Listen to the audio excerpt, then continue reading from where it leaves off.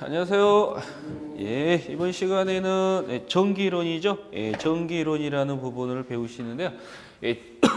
전기 기능사가 과목이 총 세 과목으로 이루어지죠. 전기 이론이라는 게 있고, 전기 기기가 있고, 전기 설비가 이렇게 구성이 되어 있는데, 세 과목에서 전체가 몇 문제, 60문제가 출제가 돼서 한 과목당 20문제씩이죠. 그래서 한 과목당 20문제 가지고 총 60개가 출제가 되는 거고요.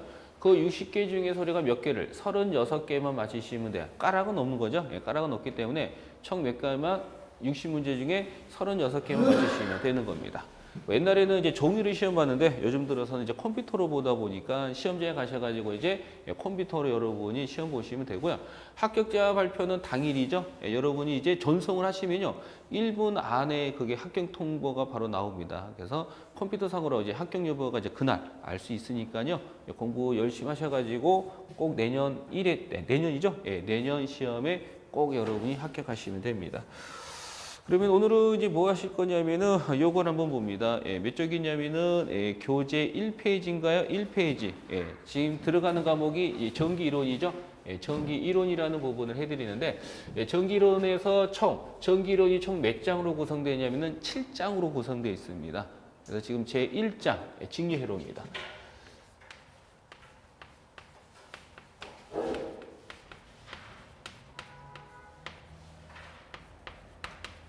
제 1장 직류회로입니다. 시험 문제가 좀 잘 나오는 부분인데 우리가 이제 전압에는 직류가 있고 교류가 있습니다. 우리 전압에는 직류가 있고 교류가 있는데 요 직류를 기호로는 뭐가 되냐면은 DC라는 기호를 써서 나타내고요. 이때 직류의 대표적인 게 바로 뭐냐? 건전지. 여러분이 장난감이나 리모컨 그게 건전지 들어가죠? 그러니까 직류의 대표적인 게 바로 건전지입니다.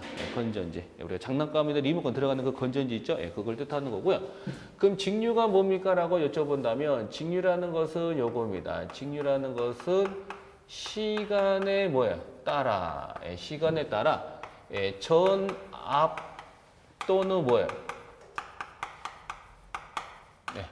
우리는 시간에 따라 전압 또는 전류의 바로 뭐냐면은 크기와 방향이 뭐가 되냐? 항상 일정한 겁니다. 우리가 직류라는 것은 시간에 따라 전압 또는 전류의 크기와 방향이 항상 일정한 걸 뭐라 그런다? 그것을 직류라고 봅니다. 이게 정의입니다. 정의. 그래서 직류라는 것은 시간에 따라 전압 또는 전류의 크기와 방향이 항상 일정을 뭐라 그런다? 그것을 직류라고 표현합니다. 직류. 그 이와 같은 직류를 제가 한번 파형으로 그려본다면 어떻게 생긴 파형이냐 하면 이렇게 생긴 파형입니다. 시험 문제 나오지는 않는 건데 그냥 참고로 그냥 보시는 겁니다. 참고로 보시게 되면요. 여기가 시간 t가 되는 거고 이쪽을 제가 편의상 뭘로 잡을 거냐면은 전류로 잡겠습니다. 그러면 무조건 이 자리는 전류가 아니 말고 편의상이라 그랬잖아요. 그래서 여기는 I가 될 수도 있고 때로는 뭐가 될 수도 있다? 전압이 될 수도 있는데 설명을 드릴 때 전압과 전류를 모두 다 하지는 못하니까 기준을 뭐 갖고 설명드릴 거냐면은 전류를 가지고 제가 설명을 드리겠습니다. 그럼 이게 시간 t고 이게 전류 I란다면 직류라는 것은 시간에 상관없이 항상 크기하고 방향이 항상 이렇게 일정한 걸 뭐라고 부르는데 이것을 직류라고 이렇게 표현을 하는 겁니다. 그럼 예를 들어서 시간이 잘 보시면 예를 들어서 시간이 요만큼 옵니다. 그럼 시간이 요만큼 왔을 때 이 크기는 요만큼이 되는 거죠. 다시 말해서 또 크기가 시간이 또 요만큼 와요. 그럼 시간이 요만큼 왔을 때 크기는 요 자리가 되고 시간이 요만큼 왔을 때 요 크기는 요 자리가 되고 또 시간이 요만큼 왔을 때 크기는 요게 되는 거죠. 시간은 변하지만은 크기는 변하면 있어 없어요? 없고 항상 일정한 게 나오는 게 바로 뭐냐? 직류라고 부릅니다. 그러니까 직류라는 것은 시간에 따라 전압 또는 전류의 크기와 방향이 항상 일정한 걸 뭐라 그러는데 이것을 직류라고 부르고 이와 같은 직류의 파형을 그리면은 대충 이렇게 생긴 파형이다라고 이렇게 보시면 되는 겁니다. 그럼 이제 뭘 할 거냐면은 여러분 교재 1쪽에 보시면은 첫 번째가 제목이 저항회로라고 되어 있습니다. 첫 번째가 제목이 저항회로입니다. 필기할 거 있으니 필기하시고 좀 지울게요 이건. 제가 요걸 지웁니다. 이쪽은.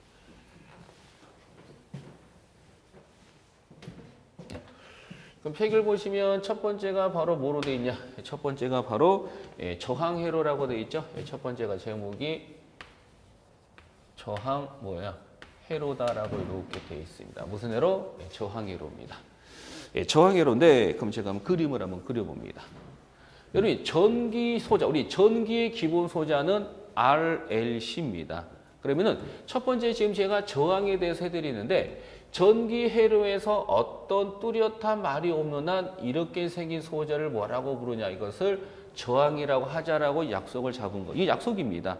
다시 말해서 전기 회로에서 어떤 뚜렷한 말이 없는 한 이렇게 생긴 소자를 뭐라고 부른다 이것을 저항이다라고 부릅니다. 이게 바로 뭐냐면은 저항입니다. 요거는 저항을 심볼로 이렇게 나타내는 거예요. 이제 요거에 기울을 쓰면요. 우리 저항을 기울어는 뭘 쓰냐 하면은 이렇게 대문자 R을 써서 나타냅니다. 대문자 R. 우리는 항상 전기에서 어떤 뚜렷한 말이 없는 한 이렇게 생긴 소자를 저항이라고 부르고 기울어는 뭐가 되냐? 대문자 R을 써서 나타내요. 이번에 저항에 제가 뭘 보자? 단위를 보겠습니다. 그러면은 저항의 단위로는 뭘 쓰냐면요. 이렇게 생긴 무슨 단위? 옴의 단위를 씁니다. 옴. 우리는 요거를 읽으실 때는 요거를 어떻게 읽으냐 하면 이것을 우리가 읽으실 때 이것을 옴이라고 그래요. 옴. 사람 이름입니다. 사람 이름이에요. 그래서 옴이란 사람이 이걸 했다 해서 옴이라고 부른 겁니다. 그럼 다시 정리해드리면 전기 회로에서 어떤 뚜렷한 말이 없는 한 이렇게 생긴 소자를 저항이라고 보는 거고요. 요거를 기울어는 대문자 R을 쓰고 저항의 단위로는 이렇게 생긴 뭐냐? 옴을 씁니다. 옴. 그럼 제가 어디에? 이 저항 양단자에 제가 요 저항 양단자에 제가 뭐를 전압을 제가 걸어 볼게요. 그럼 제가 요 저항 양단자에 지금 제가 뭘 걸 거냐면은 뭐를 V라는 뭐냐? 전압을 제가 이렇게 겁니다. 뭘 갖다 거냐? 이렇게 V라는 전압을 갖다 걸어요. 그럼 전압을 갖다 걸면 여기에는 뭐가 흐르냐면요. 전류 I가 열심히 흐릅니다. 이때 많은 전압을 인가하며 뭐가 흐를 것이다? 많은 전류가 흐르는 거예요. 그럼 여기에 뭐를 건 거야? 전압을 갖다 건 거죠. 그럼 전압에는 뭐가 있냐면은 직류 전압과 교류 전압으로 나눕니다. 그럼 제가 여기에 제가 무슨 전압을 걸 거냐면은 어차피 전압을 넣어야 되니까 여기다가 제가 무슨 전압을 이렇게 생긴 전압을 제가 넣는다고 치면 이렇게 생긴 전압을 제가 넣은 거예요. 이렇게 돼. 지금 뭐냐? 이렇게 생긴 전압을 제가 넣은 겁니다. 그럼 전압에는 우리가 뭐가 있냐면은 교류가 있고 직류가 있다 그랬죠. 그럼 우리는 이렇게 생긴 전압원을 우리는 뭐라고 부릅니까? 라고 물으면 항상 다음부터 우리는 전기에서요. 이렇게 생긴 심볼이 전압이 심볼인데 전압에는 직류가 있고 교류가 있는데 이렇게 나타나는 걸 우리는 직류 전압이라고 불러요. 직류. 우리가 전압원을 표시하는 심볼은 딱 두 가지가 있어요. 이렇게 생긴 심볼이 있고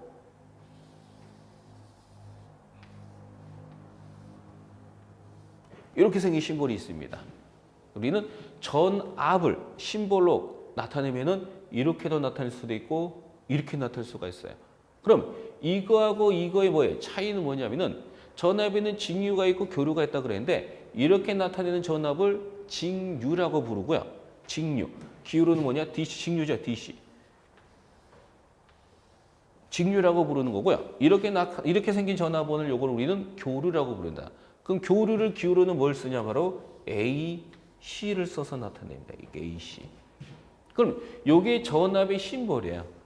그럼 전압을 기울어는 뭘 쓰냐면요. 바로 V라는 기호를 이렇게 나타냅니다. V라는 거예요. 그럼 전압을 기울어는 뭐가 되냐? 이렇게 V라는 기호를 쓰는 거야. 근데 우리가 영문 알파벳은 소문자가 있고 대문자가 있잖아요. 그러면 이렇게 나타내는 것을 대문자, 소문자. 대문자가 되고요. 이렇게 나타내는 걸 뭐라 그래요? 이렇게 나타내는 걸 우리는 뭐냐? 이것을 소문자라고 부르는 거죠. 그러면 전압에는 뭐 우리 전압은 직류가 있고 교류가 있고요. 심볼로 나타내면 이렇게 나타내고 이렇게 나타낸다. 그래서 요걸 직류 전압원이고 요걸 교류 전압원이에요. 그 문자 기호로는 똑같이 전압원 V를 쓰는데 단지 직류를 V를 쓸 때 뭐예요? 대문자를 쓰는 거고요. 교류를 나타낼 때 뭐냐? 소문자를 씁니다. 그래서 전기를 공부하시다, 즉 전기책을 보다 보면은 똑같은 기호인데 어떤 놈은 대문자로 써놨고 어떤 놈은 소문자로 써놓은 게 있어요. 그 대문자, 소문자의 차이는 뭐예요? 직류냐, 교류냐, 그 차이입니다. 그러니까 직류 같은 경우는 대문자를 쓰고요. 교류 같은 경우는 일반적으로 소문자를 많이 씁니다. 많이 쓰는 게 아니라 소문자를 쓴다는 겁니다. 예. 그럼 이게 직류가 되고 이거는 교류죠. 그죠 봅니다. 그러니까 이제 이거는 직류가 되고 이거는 교류가 되는데 직류는 교류와 다르게 뭘 갖고 있냐면은 극성을 갖고 있습니다. 극성. 극성이라는 것은 플러스 마이너스. 그래서 우리가 직류의 대표 중에 건전지라고 그랬죠. 여러분이 문방구에 가셔가지고 건전지를 구매해가지고요. 여러분이 카세트에 꼽습니다. 아니면은 여러분 뭐죠? 그거 리모컨 꼽아. 리모컨에 건전지 들어가잖아요. 그리고 여러분이 리모컨에 건전지 꼽을 때 막 꼽으나요? 아니면 거기 설명서 보나요? 뚜껑에 설명서가 있죠. 극성, 플러스 마이너스를 제대로 꼽으라라고 설명서에 있습니다. 뭐 잘못 꼽으면은 화재 원인이 될 수 있다라고 또 그런 표시도 있고요. 그러면 직류는 다른 거와 다르게 극성이 있다 그랬죠. 즉 플러스 마이너스입니다. 그럼 어떻게 구별하냐면은 잘 보시면 요 놈은 짝대기가 길고 요거는 짝대기가 짧잖아요. 그럼 짝대기가 긴 쪽이 일반적으로 뭐예요? 플러스가 되는 거고요. 짝대기가 짧은 쪽이 뭐가 되냐? 마이너스입니다. 그럼 전압을 갖다 걸면 뭐가 할래? 전기가 흐릅니다. 이걸 유식화마로 전류라고 부르는데 그럼 전압을 갖다 걸면 전기, 전류가 흐릅니다. 그럼 전류라는 것은 어떻게 흐르냐? 항상 모든 것은 순리에 따라서 물은 높은 데서 낮은 쪽으로 흐르는 거잖아요. 그래서 전기도 뭐예요? 높은 데서 낮은 쪽. 우리는 전기라는 것, 즉 전압을 갖다 걸면 전기, 전류가 흐르는데 전류의 방향은 플러스, 높은 쪽에서 나와서 마이너스, 낮은 쪽으로 합니다. 그러면 이 플러스 마이너스 개념이 뭐냐면은 플러스는 전기를 많이 가진 쪽을 플러스라고 부르고요. 마이너스는 전기를 조금 갖고 있는 쪽을 뭐라고 불러요? 마이너스라고 부릅니다. 그래서 전기를 많이 가진 쪽이 플러스고 전기를 조금 갖고 있는 쪽이 마이너스. 그래서 항상 전기라는 것은 전기가 많은 쪽에서 전기가 적은 쪽으로 흐릅니다. 이것도 마찬가지잖아요. 우리 여기가 A라는 물이고 여기 B라는 물이라고 칩니다. 그럼 물이 뭐가 생긴 거였어요? 물이 뭐에 생긴 거예요? 높낮이가 생긴 거죠? 그럼 제가 이 물에 높낮이가 생겼는데 이거 중간에 뭐예요? 칸이 있어요. 칸막이가 딱 막혀 있습니다. 그럼 제가 칸막이를 열을게요. 그럼 칸막이를 열면 어떻게 돼요? 물은 어디서 어디를 넣어요? 높은 데에서 낮은 쪽으로 흐르는 거 맞죠? 그와 똑같이 전기라는 것도 항상 뭐예요? 높은 데에서 낮은 쪽으로 갑니다. 그래서 어디서 나온다는 거야? 플러스 쪽에서 나와가지고 마이너스 쪽으로 간다라는 걸 기억합니다. 그 다음에 이건 뭐예요? 교류죠. 그럼 교류는 직류와 다르게 뭐가 없어요? 극성이 없습니다. 즉 극성이 없다는 것은 여러분이 어떻게 증명이 가능하냐면 여러분 가전제품, 전자제품이죠. 전자제품은 무조건 전자제품을 돌리기 위해서 뭐가 필요해요? 전기가 필요 있잖아요. 그럼 전기를 그러면 그 전자제품을 내가 돌리기 위해서 전기가 필요 있죠. 그럼 전기를 여러분 어디다 꼽아요? 콘센트에 꼽잖아요. 그럼 여러분이 텔레비를 내가 켜고 싶다. 그럼 텔레비의 플러그를 콘센트에 꼽을 거 아니에요. 그럼 텔레비에 있는 플러그를 콘센트 꼽을 때 플러그 꼽을 때 이렇게 꼽을까요? 이렇게 꼽을까요? 생각하는 분 계세요, 안 계세요? 심지어 여러분 휴대폰 배터리 충전할 때 휴대폰 잭을 꼽잖아요. 여러분 휴대폰 잭 꼽을 때 그 콘센트 꼽을 때 이렇게 꼽아, 이렇게 꼽아요. 생각 안 하죠. 그냥 이렇게 꼽든 동작이 되죠.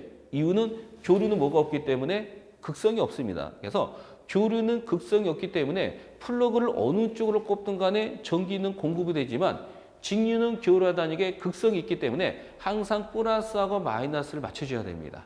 그래야지만 제대로 동작이 되는 거야. 그러면은 지금 보세요. 요거는 직류 전화번이에요? 교류 전화번이에요? 직류죠. 그럼 직류는 교류와 다르게 뭘 갖고 있다는 거야?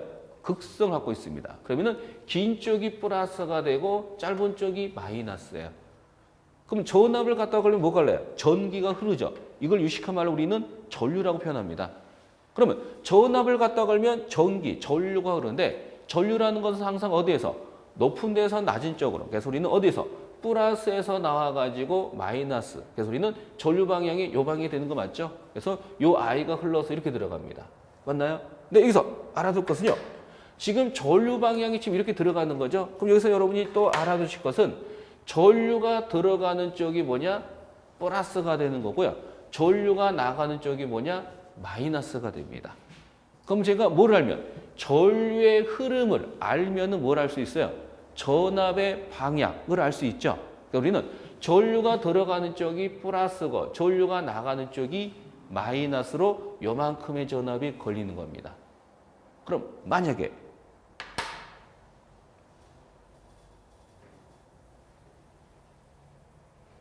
만약입니다.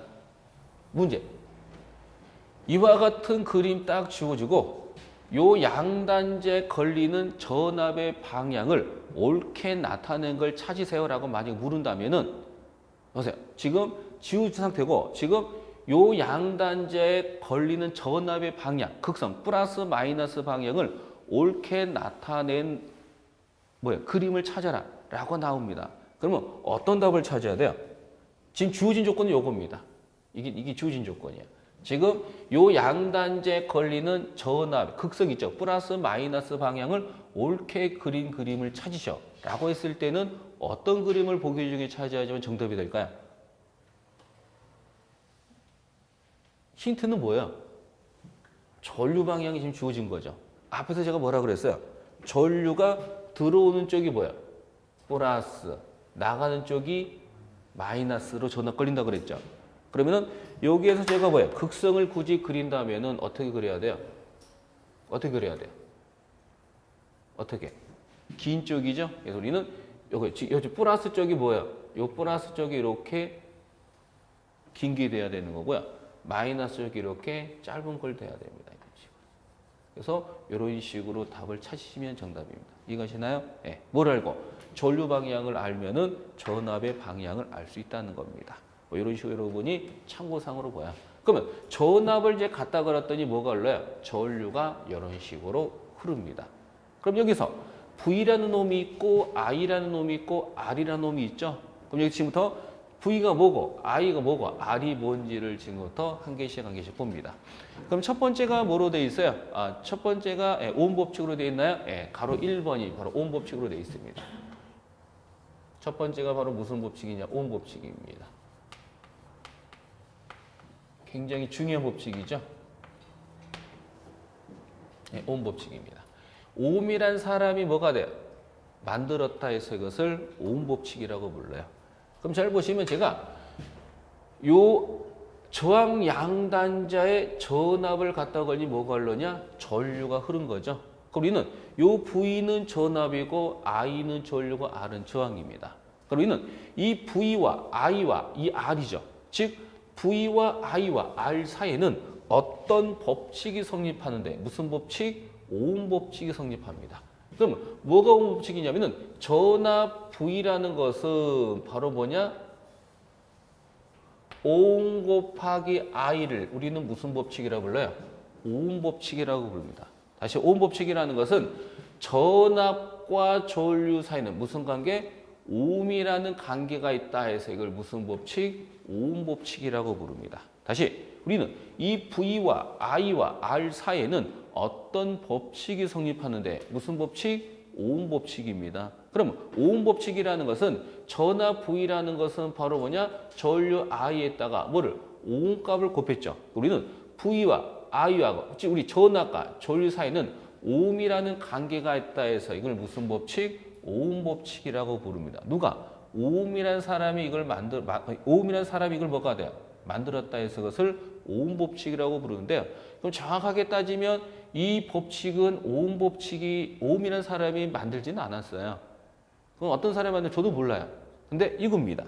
즉 우리는 이 전압과 전류 사이는 어떤 관계가 있습니다. 근데 누가? ohm이라는 사람이 만들었다 이것을 오hm 법칙이라고 부른 거야. 그러면 정확하게 따지면 이 ohm이라는 사람이 만든 건 아니고요. 어떤 사람이 이걸 만들었어요. 항상 중요한 것은 식을 만들었으면 이 식이 맞는지 틀린지 뭘 해야 돼요? 증명을 하겠죠. 제가 아무 법칙을 만들어 이거 내 법칙이다 하면 어떻게 돼요? 누가 인정해 주는 아니잖아요. 그래서 항상 어떤 법칙이 나왔을 때는요. 그 법칙이 되는지 안 되는지 항상 증명을 해야 됩니다. 그런데 누가? 예를 들어서 어떤 사람이 이 법칙을 만들었지만 그 사람이 뭘 못했어요? 이게 어떻게 나온지를 증명을 못한 거야. 근데 누가? ohm이라는 사람이 이걸 증명해 봅니다. 그래서 이걸 그 사람이 증명을 해가지고요. 그 사람의 업적을 남기기 위해서 우리가 무슨 뭐냐? 오음이라는 사람의 이름을 붙인 거예요. 그래서 정확하게 말하면 오음 법칙은 어떤 사람에 의해서 만들어지는데 그 사람이 뭐를 증명하지 못해가지고 누가? 오음이라는 사람이 이걸 증명합니다. 그래서 그 오음이 증명을 해가지고 그 사람의 업적을 내기 위해서 뭘 쓴 거야? 오음이라는 법칙을 붙인 겁니다. 정확하게 따지면 이 오음 법칙은 이제 어부질이죠. 만들기로는 어떤 사람이 만들었는데 이걸 오음이 증명을 해가지고 오음 법칙이 탄생합니다. 그래서 오음 법칙이라는 것은 전압 부위, 즉 오음 법칙이라는 것은 V하고 I하고는 오음이라는 관계가 있다 해서 이걸 무슨 법칙? 오음 법칙이다라고 부르는 겁니다. 이게 오음 법칙이에요. 근데 이제 여기서 보세요. V는 전압이고 I는 전류입니다. 그럼 잘 보시면 여기는 뭐가 와야 돼요? 오음이 와야 돼요. 그럼 지금 이 주어진 이 도면에서 오음의 단위를 가진 놈이 누구 있어요? R이 있죠? 우리는 이 오음 자리에 뭐를 쓴 거야? R이라는 기호를 씁니다. 그래서 우리는 V는 R 곱하기 I라는 무슨 해로? 저항회로에서 뭐가 되냐? 오음 법칙이 만들어진 겁니다. 그래서 원래 오음 법칙이라는 것은 V는 R 곱하기 I가 오음 법칙은 아닙니다. 정확한 오음 법칙은 V는 오음 곱하기 I, 요 놈을 우리가 오음 법칙이라고 부르는데 지금 이 주어진 도면에서는 오음의 단위를 가진 놈이 누구기 때문에 저항이기 때문에 오음 자리에 뭐를 써요? R이라는 기호를 써가지고요. V는 R 곱하기 I라는 무슨 해로? 저항회로에서의 오음 법칙이 만들어진 겁니다. 그래서 정확히 보셔야 돼요. 그래서 누가 오음 법칙이 뭡니까? 라고 물어봤을 때는 이런 식으로 말씀하면 안 되죠. 오음 법칙은 V는 오음 곱하기 I를 오음 법칙이라고 부르는데 지금 이 주어진 도면에서 오음의 단위를 가진 놈이 누구니까 저항이기 때문에 오음 자리에 제가 R이라는 기호를 써서 V는 R 곱하기 I라는 저항회로에서의 오음 법칙이 탄생이 된 겁니다. 이게 바로 저항회로에서 오음 법칙이야. 이제 요 식에서 제가 뭐를 구해보자? R 값을 제가 한번 구합니다. 그러니까 요 식에서 R 값을 구하면은 뭐가 돼요? I 필요 없죠? 제끼요. 그럼 곱하기가 넘어가면서 나누기가 되니 이것은 뭐분의 I분의 V라는 식이 나옵니다. 이제 요 식에서 또 하나 뭘 구하면 I 값을 구해도 되겠죠? 그 이제 요 식에서 I를 구하면 R 필요 없죠? 제끼요. 그럼 곱하기가 넘어가면서 나누기가 되니 이것은 뭐분의 뭐가 되냐면은 R분의 바로 이렇게 V가 됩니다. 그래서 이게 바로 저항회로에서의 무슨 법칙? 오음 법칙입니다. 읽어봅니다. 우리 저항회로에서 오음 법칙이라는 것은 전압 V는 저항의 비례방비례, 비례하고 V는 전류의 뭐가 돼요? 비례가 되는 거죠. 이 시기에서는 저항과 전류는 무슨 관계야? 반비례하는 거고요. 저항과 전압은 무슨 관계야? 비례입니다. 또 이 시기에서는 전류하고 저항은 무슨 관계야? 반비례지만 전류하고 전압은 무슨 관계? 비례가 되는 거죠. 그래서 문제에서 어떻게 나오냐면은 다음 오음 법칙에 대한 설명 중 옳지 않은 것을 찾으라 그러면요. 요 식을 적은 다음에 읽어야 됩니다. 그래서 전압과 저항은 비례, 전압과 전류는 비례, 저항과 전류는 반비례, 저항과 전압은 비례, 전류하고 저항은 반비례, 전류하고 전압은 무슨 관계? 비례. 이런 것들 여러분이 식을 이제 알아서 여러분이 이제 옳은 거, 틀린 거 문장으로 다음에는 찾으시면 됩니다. 이렇게 해서 여러분이 아시면 됩니다. 이제 여기에서 우리가 V라는 게 있고 R이라는 게 있고 I가 있잖아요. 지금부터 우리는 이게 뭐고 이게 뭐고 이게 뭔지를 우리가 봅니다. 그래서 여러분 제목이 두 번째로 돼 있죠. 그래서 두 번째를 보니까 두 번째가 바로 전압이라고 되어 있을 겁니다. 전압. 그럼 전압을 다른 말로는 우리가 뭐라고 부르냐? 이것을 전위차라고 부릅니다. 전위차. 그래서 전압과 전위차는 같은 겁니다. 다시 전압과 전위차는 같은 겁니다. 그러면 전압, 전위차는 같은 건데 요거를 제가 뭘로 나타내보자? 기호로 나타내봅니다. 요거를 기호로 나타내면은 우리가 전압을 기호로는 뭐가 되냐? V라는 기호를 쓰는 거고요. 요거에 뭐가 있냐면은 단 뭐가 된 E가 있습니다. 그러면 전압을 단위로는 뭐냐? V를 씁니다. 똑같이 V. 그럼 V를 읽을 때는 어떻게 읽으냐면은 어떻게 읽을까요? 볼트라고 합니다. 볼트. 전압을 우리가 단위를 읽을 때 뭐냐? V를 볼트라고 읽습니다. 볼트. 그럼 누가 전압이 뭡니까? 라고 여쭤본다면 전압의 정의죠, 이제. 그럼 전압이라는 것은 뭐냐? 전압이라는 것은 요겁니다.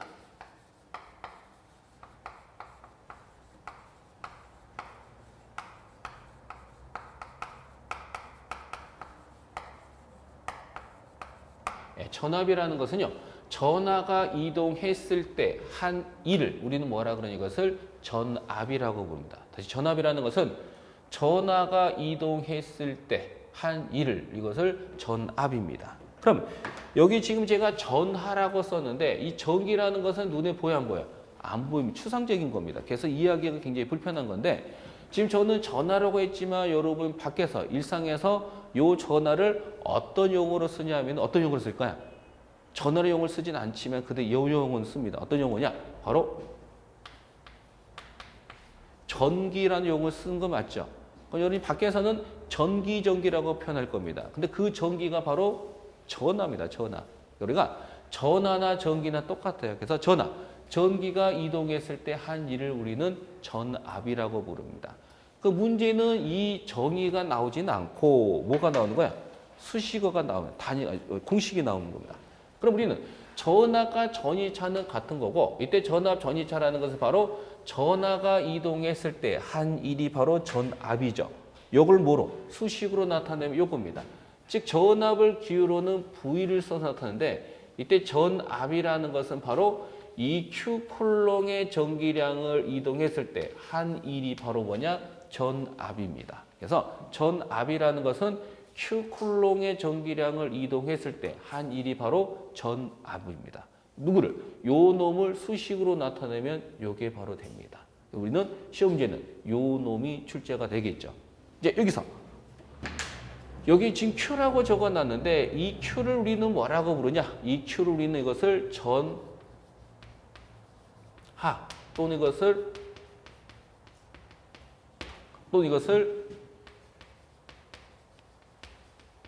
이렇게 부릅니다. 우리 Q를 전하 또는 전기량 또는 전하량라고 부르고요. 이거의 단위가 뭡니까? 라고 물습니다. 그럼 이것은 C입니다. C. 그럼 이 C를 우리는 뭐로 읽냐 하면 이것을 우리는 쿨롱이랍니다. 쿨롱. 사람 이름이죠. 우리는 요거를 읽을 때 어떻게 하는데 이것을 쿨롱이라고 합니다. 쿨롱입니다. 쿨롱. 그럼 시험지는 뭐가 출제가 되냐면 Q는 전하, 전기량, 전하량인데 이 Q의 단위가 뭡니까? 라고 물으면 가나다라 보기 중에 요걸 찾으셔야 돼요. 이것이나요? 문제에서 전하, 전기량, 전하량의 단위가 뭡니까? 라고 물을 때 C라는 쿨롱을 찾고요. 반대로 C라는 쿨롱의 단위가 주어지고 이게 뭡니까? 라고 물으면 전하, 전기량, 전하량의 단위다라는 것을 찾아야 돼요. 그 다음 요 W가 뭐냐 하면은 우리가 W가 요게 1입니다. 1. 우리는 Q 쿨롱의 전기량을 이동했을 때 한 일이 바로 전압이 됩니다. 그럼 우리가 학교에서 물리 시간에 1의 단위는 뭘로 배우셨어요? 그래서 우리는 뭘로 배웠냐면은 줄의 단위로 이렇게 배웠잖아요. 우리가 전압이라는 것은 Q 쿨롱의 전기량을 이동했을 때 한 일이 바로 전압이 되는 거고, 요 전압의 단위를 이제 묻습니다. 단위. 그럼 우리 전압의 단위로는 뭘 쓰냐 하면요. 우리가 전압의 단위, 일반적인 단위는 뭘 쓰냐면은 볼트를 씁니다. 그런데 우리는 이 볼트와 같은 단위가 출제가 되는 거야. 그럼 전기에서의 단위는 어떻게 만들어졌냐면은 이걸 만든 사람의 업적을 남기기 위해서 사람 이름을 많이 따고, 옴처럼 사람 이름을 많이 따고요. 아니면 수식에 의해서 단위가 나옵니다. 그러면 지금 이 V라는 것은 사람 이름을 본다고요. 이제 수식에 의해서 우리가 단위를 만든다면은 보세요. 우리 전압이라는 것은 Q 쿨롱의 전기량 이동했을 때 한 일이 전압이죠. 그럼 1의 단위는 뭐예요? 줄입니다. 나누기니까 퍼. Q의 단위가 뭐예요? 이렇게 쿨롱이 됩니다. 그래서 시험지에는 뭐가 출제가 되냐면은 전압의 단위는 볼트인데 볼트와 같은 단위가 뭡니까? 라고 물을 때 줄퍼 쿨롱이 답이고요. 반대로 줄퍼 쿨롱의 단위와 같은 단위로 쓸 수 있는 게 뭡니까? 라고 물을 때 가나다라 보기 중에 V라는 볼트의 단위를 찾는 겁니다. 그래서 여기 시험지가 나오는 것은 이런 단위, 이런 것들이 출제가 되고요. 아니면은 뭐 식 찾는 문제가 있긴 한데 거의 잘 안 나오고요. 제일 잘 나오는 것은 요 식을 이용한 계산 문제 위주로 좀 많이 출제가 됩니다. 전압이란 Q 쿨롱의 전기량이 이동했을 때 한 일이 바로 전압이라고 우리가 표현을 합니다. 이렇게 여러분이 보시고요. 이제 뭐가 있냐면은 세 번째가 이제 세 번째. 세 번째를 여러분 책에서는 순서로대로 할게요. 뭐냐? 전류라고 했네요. 전류. 전류란 전기가 흐르는 것을 두 자로 줄이면 전류입니다. 흐를 유자 쓴 거면서 전류란 전기가 흘러가는, 즉 전기가 흐르는 현상을 유식한 말로 전류라고 표현합니다. 그러면 이 전류를 기호로 이제 써야 되겠죠. 기호로. 여러분 전기 공부를 하시다 보면요. 전류를 기호로는 우리가 이제 I라는 기호를 씁니다. 여러분이 전기책 중에서 I라고 된 것은 다 전류입니다. 전류. 약속이니까요. 그 다음에 이 전류의 단위가 이제 나오겠죠. 그럼 전류의 단위로는 뭘 쓰냐면요. 전류의 단위로는 A라는 뭘 쓰는 거야? 암페어를 씁니다. 뭐냐? 전류의 단위로는 A라는 암페어. 이것도 사람 이름입니다.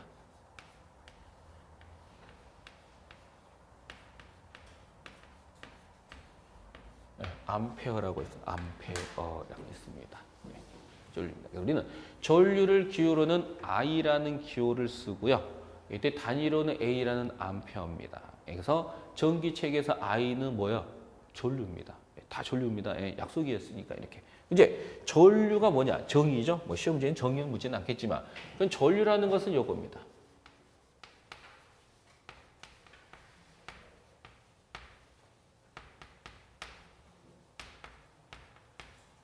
즉 전류라는 것은 뭐냐? 전류라는 것은 전하가 이동하는 현상을 뭐라고 부르냐? 전류라고 부릅니다. 다시 전류라는 것은 전하가 이동하는 현상을 뭐냐? 전류. 그럼 전하를 우리는 다른 말로는 뭐라고 쓴다고 그랬어요? 전기가 되는 거죠. 우리는 전기가, 즉 전하, 전기가 이동하는 현상이 바로 전류입니다. 그러면 전압을 갖다 걸면 뭐가 달라요? 전기가 흐르잖아요. 맞나요? 그 흐르는 현상을 뭐라고 부르는 거? 우리가 전류다라는 표현을 쓰는 겁니다. 전류. 그러면은 요 놈을 우리가 뭐로 나타내보자? 수식으로 나타냅니다. 전류라는 것은 전하가 이동하는 현상이 바로 전류고, 요거를 수식으로 나타내면 전류라는 것은 T초 동안에 이동하는 뭐가 돼? 전기량, 전하량이 바로 전류입니다. 다시 전류란 T초 동안에 이동하는 전기량, 전하량이 바로 전류. 그럼 T는 여기서 뭐예요? T는 시간입니다. 우리 시간의 단위, 우리 시간의 기본 단위는 뭘 쓰는 거야?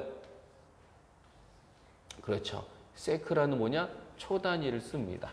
그 다음 Q가 바로 뭐야? 앞에서 배웠던 전하, 전기량 또는 전하량이야. 그럼 단위는 뭘 쓸까요? C라는 뭐가 되냐? 쿨롱의 단위를 씁니다. 그러면 전류란 T초 동안에 이동하는 전기량, 전하량이 바로 전류가 되는 거고, 이때 전류의 단위를 쓰면요. 우리 전류의 기본 단위는 암페어입니다. 근데 이 암페어와 같은 단위는 요거야. 앞에서 제가 말씀드린 것처럼 전기에서 단위는 어떻게 만들어졌냐면요. 항상 이걸 만든 사람의 업적을 남기기 위해서 사람 이름을 많이 따고요. 아니면 수식어에 의해서 단위가 나옵니다. 그러면 이 A는 사람 이름, 암페어가 되는 거고요. 이제 이걸 수식으로 제가 한번 나타내면은 요겁니다. Q, 쿨롱의 단위는 아니, Q의 단위가 뭐예요? 쿨롱이고요. 나누기, 포, 시간. 이렇게 돼요. 이렇게 됩니다. 그래서 전류의 단위는 쿨롱 포 세크와도 같은 겁니다. 이제 제가 어디에서? 요 식에서 제가 뭘 구해보냐면은 Q 값을 제가 한번 구해봅니다. 그럼 여기에서 Q를 물었으니까 T는 뭐예요? 필요 없죠?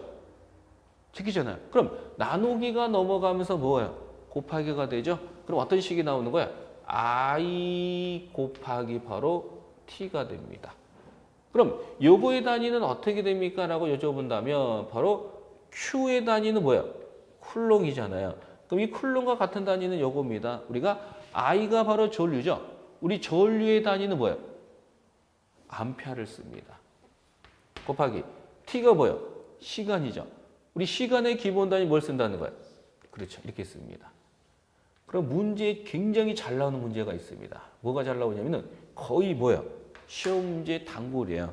뭐가 단골이냐면은 우리가 Q, 전기량, 전하량의 단위는 쿨롱인데 이 쿨롱과 같은 단위가 뭡니까? 라고 물으면 가나다라 보기 중에 누구 찾기?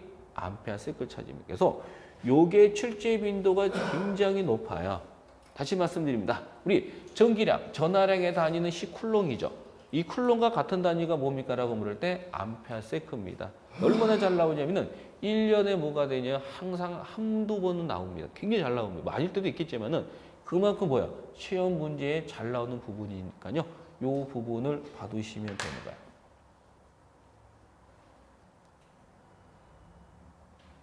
그럼 지우기 전에 우리가 이제 보세요. 뭘 보냐면 우리가 오음 법칙이라는 것은 바로 뭐야? 오음 법칙이라는 것은 바로 뭐냐면은 우리는 이 V, 여기서 우리는 요 V가 전압이고 I가 전류고 R이 저항이잖아. 우리는 이 V와 I와 R 사이는 무슨 법칙? 오음 법칙입니다. 다시 누구하고? V와 I와 R 사이는 무슨 법칙? 오음 법칙. 그래서 오음 법칙은 요 놈으로 출발을 해가지고 우리가 이렇게 만든 과정이죠. 이거 기억합니다. 우리는 이 V와 I와 R 사이는 무슨 법칙? 오음 법칙이 존재한다라는 것을 기억하시고요. 그 다음에 요겁니다. 우리는 T초 동안에 이동하는 전기량, 전하량이 바로 전류잖아요.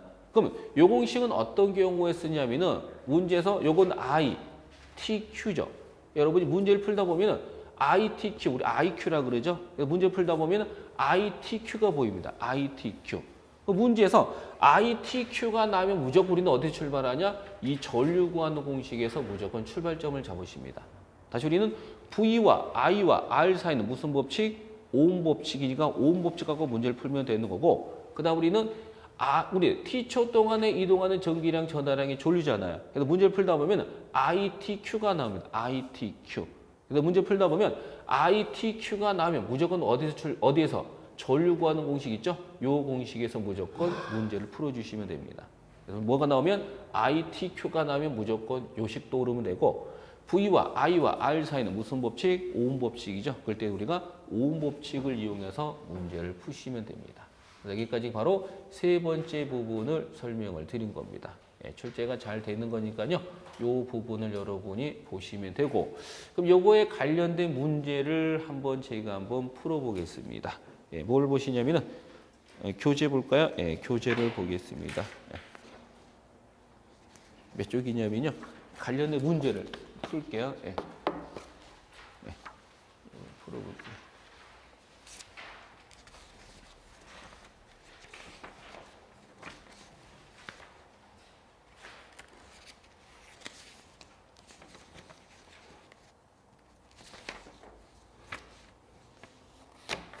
네, 6페이지 보시기에서 6페이지.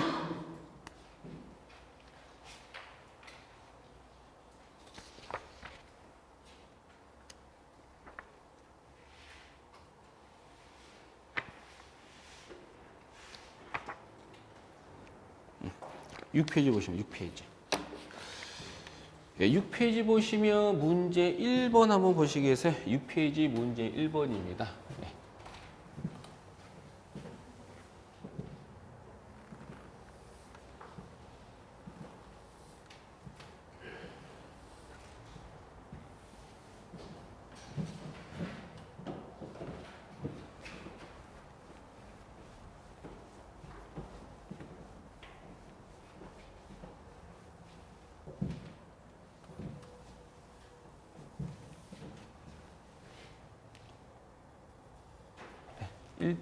6페이지의 문제 1번입니다. 문제 1번을 보시면요. 문제 1번이 어떤 문제냐면요. 어떤 전지에 5A라는 전류가 10분간 흘렀다면 이 전지에서 나오는 전기량은 얼마가 되겠냐라고 물었습니다. 그럼 다음부터 여러분이 계산 문제 있죠. 계산 문제라든지 또는 식차는 문제가 간혹 이제 출제가 됩니다. 그럼 계산 문제라든지 식차는 문제가 나올 때는요. 눈으로 읽으면은 어떻게 돼요? 식이 안 떠오릅니다. 그래서 눈으로 읽지 말고요. 직접 어떤 것들이 주어졌는지를 나열을 하셔야 되면 그래야지만 그나마 공식이 좀 떠올라요. 지금 무슨 뜻이냐면은 보세요. 어떤 전지에 5A라는 전류가 몇 A라는 거야? 전류가 몇 암페어? 전류가 5암페어라고 주어진 거고요. 5암페어라고 이렇게 주어진 거고, 그 다음에 시간이 주어진 시간이 주어졌는데 시간이 얼마? 10분간이라고 이렇게 주어졌습니다. 10분간 흘렀을 때 이 전지에서 나오는 전기량은 몇 쿨롱이 되냐? 전기량이 얼마가 되겠냐라고 이렇게 물은 거야. 맞나요? 예. 이처럼 적었자는 거예요. 우리는 전류가 5A하고 시간이 10분간 주어지고 뭘 구하라? 예, 전기량, 전하량은 얼마가 되냐라고 물어요. 그럼 적어놓고 보니까 뭐야? ITQ가 나오죠. 그럼 이처럼 뭐가 나오면 ITQ. 이처럼 ITQ가 나면 무조건 우리는 어떻게 출발한다? 전류 구하는 공식에서 출발점을 잡자 그랬죠. 그래서 전류라는 것은 바로 T초 동안에 이동하는 전기량, 전하량이 바로 전류입니다. 그럼 요 식에서 뭐에 대해서 물었으니까 Q에 대해서 물었잖아요. 그럼 Q 값을 물었으니까 뭐가 필요 없어요? T가 필요 없죠? 제끼입니다. 그럼 나누기가 넘어가면서 뭐예요? 곱하기가 돼요. 그러면 어떤 공식이 나오냐면은 바로 I 곱하기 뭐가 되고 이렇게 T가 이렇게 나오는 겁니다. 그럼 요 식을 이용해서 우리가 이제 문제를 푸시면 전류값은 몇 암페야? 5암페니까 5가 이렇게 들어가는 거고요. 곱하기 T가 바로 뭐예요? 시간이죠. 우리 시간의 기본 단위는 뭘 쓰게끔 돼 있어요? 세크라는 뭐가 되냐? 초를 씁니다. 그런데 주어지기는 뭘 주었어요? 분이죠. 그럼 분을 뭘로 바꿔야 돼요? 초로 바꿔야 될 거 아니야. 그럼 분을 뭘로 바꾸자? 초로 바꿉니다. 바꿔봅니다. 1분에 몇 초예요? 지금 분을 초로 바꾸는 거니까. 1분에 몇 초? 60초죠. 이렇게 들어가요. 그러니까 요걸 여러분이 계산해 주시면은 5, 6에 30인가요? 예, 30에다가 맞나요? 그럼 공 몇 개가 들어가는 거야? 3개가 들어가나요? 예, 그래서 얼마? 3000쿨롱이 답이죠. 다음 몇 번? 4번이 바로 정답입니다. 이런 식으로 문제를 풉니다. 그 다음 문제 2번이죠. 요 2번 출제가 잘 됐던 문제입니다. 2번. 2번에 1A호는 몇 쿨롱이냐라고 되어 있습니다. 1A호는 몇 쿨롱입니까? 라고 이렇게 물었어요. 그럼 우리 앞에서 쿨롱의 단위는 뭐하다 같다 그랬어요? 쿨롱의 단위는 뭐와도 같아요? 암페어 세크와도 같다고 했죠. 어디 있어요? 방금 여기서 해드렸잖아요. 여기 이 부분에서. 우리가 3번 전류하면서 해드렸죠? 뭐 했어요? 우리는 쿨롱의 단위는 뭐와도 같다? 암페어 세크와도 같다라고 한 거 맞죠? 이거 같은 겁니다. 예. 그 문제는 1A호는 몇 쿨롱이냐라고 물었잖아요. 근데 쿨롱의 단위는 뭐와도 같기 때문에 암페어 세크와도 같다는 겁니다. 그러니까 우리가 1A호는 몇 쿨롱입니까? 라는 말은 1A는 몇 암페어 세크가 됩니까? 라는 말과 동일한 문제가 돼요. 그러니까 우리는 요 놈을 이렇게 변환하셔 라는 말이나 요 놈을 이렇게 변하셔 라는 말이나 같은 겁니다. 그럼 제가 요 놈을 제가 이렇게 한번 변화해 볼게요. 그럼 1이니까 1 들어가는 거 맞죠? 곱하기에다가 암페어니까 암페어 맞죠? 아우는 뭐예요? 시간이고 세크는 뭐예요? 초입니다. 그럼 C를 뭐로 바꿔요? 초로 바꾸는 거죠. 그럼 1시간에 몇 분? 60분. 1분에 몇 초? 60초가 됩니다. 그래서 요걸 하니까 얼마? 이렇게 되는 거죠. 그래서 정답 몇 번이 정답이냐면은 2번인가요? 2번으로 이렇게 답을 고르는 겁니다. 예, 굉장히 잘 나옵니다. 그래서 외우셔도 됩니다. 예, 많이 났던 문제이기 때문에 1A호는 몇 쿨롬입니까? 얼마? 3600이다. 뭐 외우실 분은 외우셔도 됩니다. 예. 그 다음에 몇 번? 문제 3번을 보시면 문제 3번은 어떻게 되어 있어요? 2A 전류가 흘러 72,000쿨롱의 전기량 이동했다. 이때 전류는 몇 분이 됩니까? 라고 물었습니다. 이거 지울까요? 네.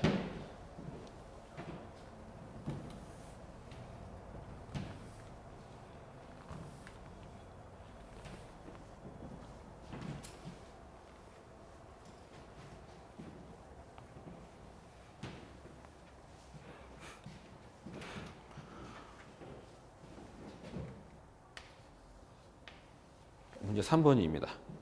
전류가 몇 암페야? 2암페어라고 이렇게 주어졌고요. 그 다음에 전기량이 주어졌는데 전기량이 얼마? 72,000이라고 주어졌고 뭐에 대해서 물었어요? 시간은 얼마가 되겠냐. 그런데 문제 요지가 시간을 물었는데 초로 물었어요? 분으로 물었어요? 초로 물어서 분으로. 바로 몇 분이가 분에 대해서 물었습니다. 맞나요? 예, 분입니다. 여기서 이제 문제가 발생합니다. 자 보세요. 문제는 전류가 요만큼이고 Q가 요만큼이고 T에 대해서 물은 거죠. 그건 적어놓고 보기가 뭐예요? ITQ가 되잖아요. 그처럼 ITQ가 나오면 무조건 어디서 출발한다? 전류식이죠. 그럼 전류 I라는 것은 바로 뭐예요? T초 동안에 이동하는 전기량, 전하량이 바로 전류입니다. 그럼 요 식에서 뭐에 대해서 물었기 때문에 T 물었냐? T. 분자 물었어요? 분모 물었어요? 분모죠. 분모는 무슨 변화야? 자리 변화하면 되는 거죠. 요 놈을 자리를 변화시키면은 요것을 뭐분의 뭐로 바뀌냐 하면은 뭐분의 뭐로 바뀌는 거야? I분의 뭐로 바뀌냐면은 이렇게 Q 값으로 바뀝니다. 그럼 여기에다가 대입해서 우리가 이제 문제를 풀어주시면은 I 값이 몇 암페야? 2암페어가 되고요. Q가 얼마가 되냐면은 7만 얼마? 2천 쿨롱이 되는 거야. 그러면 요 놈을 여러분이 계산해 주시면은 얼마가 나와요? 얼마 나오지 이것은? 반하니까 얼마? 3천. 이렇게 되나요? 이렇게 되는 겁니다. 근데 문제는 뭘 물었어요? 분으로 물었어요? 초로 물었어요? 그러니까 여기까지는 단위가 뭐예요? 시간이니까 여기까지는 초입니다. 원래는. 초가 돼야 돼요. 근데 초가 돼야 되는데 문제가 이걸 묻진 않고 뭘로 물었기 때문에 분으로 물었잖아요. 분. 몇 분이냐? 지금 분이냐? 분. 그럼 앞에서 우리가 분을 초로 바꿀 때 곱해서 나눴어요. 앞에서 저 문제 풀 때 분을 초로 바꿀 때 곱해서 나눴어요. 곱했죠. 근데 반대로 초를 분으로 바꾸면 어떻게 돼요? 나눠야 되겠죠. 그래서 그것을 얼마로 나눠주면 돼요? 그렇죠. 60으로 나눠줘야 되겠죠. 1분 60초니까. 그럼 이렇게 해주시면은 요 답은 얼마가 돼요? 얼마? 얼마지 이것은? 600인가요? 이것은 얼마가 되냐면은 이렇게 됩니다.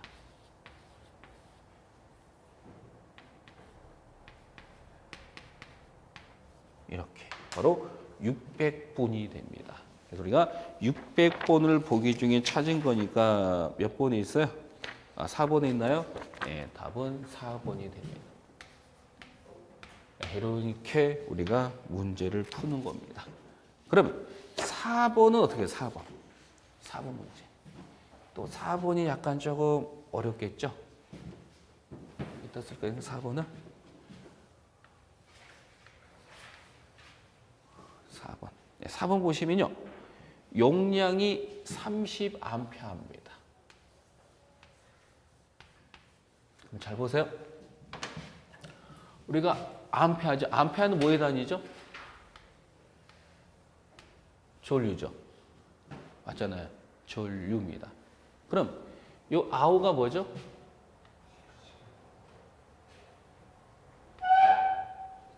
시간입니다. 그럼 전류에다가 시간을 곱한 게 뭐예요? 전류에다 시간을 곱한 게 뭐였어요? Q였잖아요. 여기 있잖아요. 바로 전류에다가 시간을 곱한 게 뭐야? Q가 된 거였잖아요. 이때 뭘 묻는 거야? 용량 30A의 전지에 2A 전류가 흐르면 시간은 얼마가 됩니까? 라고 물었잖아요. 맞나요? 맞잖아요. 우리가 전류에다가 시간을 곱한 게 바로 Q입니다. 그럼 Q가 얼마? 30이죠. 그럼 Q가 30일 때 뭘 물었어요? 시간을 물은 겁니다. 여기다 대입해도 됩니다. 보세요. 지금 주어진 게 뭐가 주어졌죠? 지금 요거 말고? 네, 전류가 주어져 있습니다. 이렇게 보셔도 돼요. 전류가 몇 암페야? 2암페입니다. 보세요. 이거 간단히 봅니다.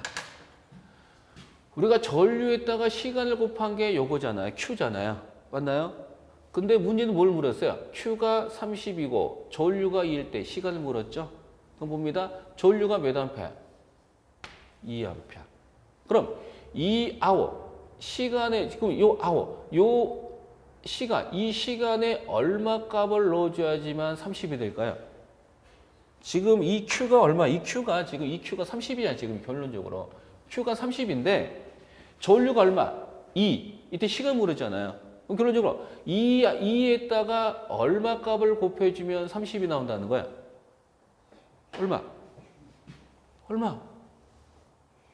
10 얼마? 5를 곱해줘야지만 30이 될 거 아니에요. 그럼 시간은 얼마가 돼요? 15. 난 도저히 뭔지 모르겠다. 이렇게 풀면 됩니다. 지금 문제는 Q가 얼마? 30이고 전류가 얼마? 2일 때 뭘 물었어요? 시간에 대해서 물었습니다. 그럼 적어놓고 보니까 ITQ가 보이는 거 보이시죠? 이처럼 ITQ가 나오면 무조건 우리는 어디서 출발하는 거야? 전류식에 출발합니다. 그럼 전류라는 것은 T초 동안에 이동하는 전기량, 전하량이 전류죠. 그러니까 여기에서 지금 저자가 뭘 물었기 때문에 시간 물었잖아요. 분자 물었어요? 분모 물었어요? 분모. 분모는 무슨 변화? 자리 변화. 그럼 자리 변화 시키면 뭐분의 뭐가 되고 I분의 Q 됩니다. I 얼마? 2. Q 얼마? 30. 반차니까 얼마? 뭐 이렇게 해도 되고요. 그래서 정답 몇 번이요? 4번이다 몇 번이고 3번이다라고 이렇게 보시면 됩니다. 이렇게 하시고요. 5번까지 하고 좀 쉬었다 할게요. 마무리 할게요. 5번 볼까요? 5번. 5번은 어떤 문제냐면은 이 문제입니다. 5번. 네, 5번까지 합니다. 그럼 지금까지 무슨 문제? 계산 문제였다면 5번은 뭐에 대한 문제예요? 식 찾는 문제입니다. 앞에서도 제가 말씀드린 것처럼 계산 문제라든지 식 찾는 문제를 할 때는요. 그냥 눈으로 읽으시면은 공식이 잘 안 떠오른다 그랬죠. 그래서 그나마 조금이라도 여러분이 공식을 조금이라도 기억을 하시려면은 어떤 것들이 주어지는지 나열을 합니다. 먼저 시간이 5번에 어떤 도체에 T초 동안에 Q 쿨롱의 전기량을 이동했을 때 흐르는 뭐가 되냐? 전류에 대해서 이렇게 물은 겁니다. 그럼 맞나요? 전류. 그럼 적어놓고 보니까 ITQ죠. 이처럼 ITQ가 나오면 우리가 전류 정의식에다 푸는 거죠. 전류라는 것은 T초 동안에 이동하는 전기량, 전하량이 바로 전류입니다. 요식 찾기. 그래서 요식을 보기 중에 찾으세요. 몇 번에 있어요? 4번에 있나요? 이렇게 해서 4번을 답으로 고른 겁니다. 하시고 좀 쉬었다가 다시 6번부터 한번 풀어보겠습니다. 좀 쉬었다 하겠습니다.